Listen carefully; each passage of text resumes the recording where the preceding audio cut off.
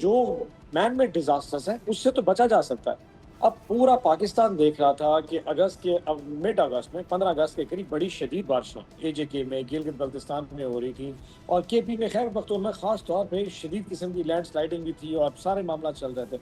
तो अल्टीमेटली ये होना था कि जब सरहद मैदान में जब ये पानी आना था तो 5 दरियाओं ने आखिर रुक करके रावी, सतलुज, इन्होंने यहाँ के मैदानों में आखिर आगे कहीं कन्वर्ज करना था। एक दरिया ऐसा है जो कि खैबर पख्तूनख्वा से होता हुआ सवात, काबुल और सिंध इकट्ठा एंटर होकर डेर इस्माइल खान से पंजाब में एंटर होना चाहा, और 3 दरिया ऐसे हैं जो कि इंडिया के रास्ते पाकिस्तान एंटर आने।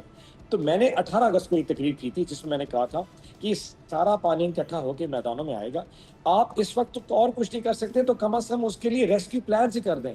लेकिन हुआ ये कि नॉन सीरियस एटीट्यूड हमारी गवर्नमेंट का, कि हमारी जो चीफ मिनिस्टर साहिबा है वो उठ के जापान चली गई 1 हफ्ते के दौरे पे, नोइंगली कि यहाँ पे पंजाब में डिजास्टर था, नोइंगली। कल उन्होंने थाईलैंड में 1 दिन का स्टे किया, थाईलैंड के एक्स प्राइम मिनिस्टर से मुलाकात की जिसका कोई कॉन्सेप्ट नहीं था, but she did it just because कि she wanted to do it. अब पाकिस्तान पंजाब में जो कुछ हो रहा है, जब मैंने 1 हफ्ता पहले ये प्रेडिक्ट किया था, आप किसी पीडीएम की साइट खोल के देख लें कि उन्होंने कहा हो कि पंजाब में डिजास्टर था। आज से 1 हफ्ता पहले पीडीएम पंजाब वाले ये कह रहे थे कि पंजाब में छुट्टियां हैं, कोई फ्लड नहीं, कोई बारिश नहीं, सब छुट्टियां, स्टाफ चिल करो सारा। अल्हम्दुलिल्लाह आज इस वक्त ये हालात है कि आज इस वक्त मैं तहसील